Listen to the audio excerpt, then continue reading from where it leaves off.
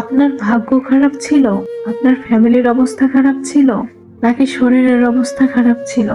বিশ্বাস করুন, আপনার এই লম্বা অজুহাতের গল্প শোনার মতো সময় এই নিষ্ঠুর দুনিয়ার নেই।